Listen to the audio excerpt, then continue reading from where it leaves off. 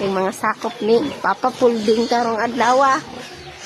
Ang mga Tagalog maghakot og kahoy. Mga Tagalog naghakot ng kahoy.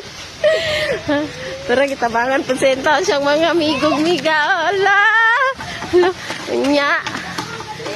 Ako papa tora daw na. Dalag mangga. Kaya pong katagag mangga to nanghatag og sugnod. Ala ka mga, di ba masarap yan? Ipis na maraming malilit na ipis. Pwede ba nakaubad? Okay lang. Mga trabaho sa kong anak. Hindi, tabangan nila si Lolo. Kami dito nagpapakahirap.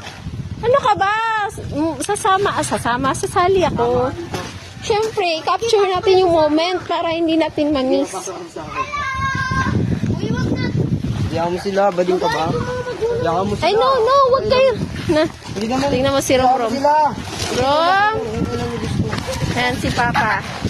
Binigay yung yung kahoy sa amin. Siyempre, malapit na yung tag-ulan, kaya sakto. Papa ko. Dagan kayo. Ala, kung manghod niya butan, no? Siyempre, kasali din ako.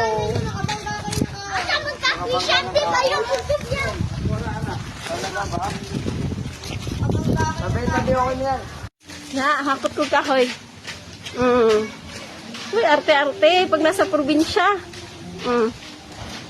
Dito, nasa Manila, siro magtukong. O dire. Hakot tag kahoy. Para mapuslan ta. Hindi kayo sigig kaon.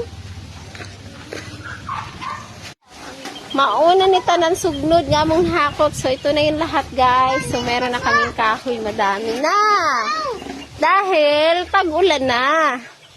Kaya kailangan naming mag-imbak ng panggatong. Diba? Tulong din sila magsilong at mag-ayos ng kahoy. Ayan. Tulong para sa pagsulong. Naing na diri sa probinsya, tulong-tulong.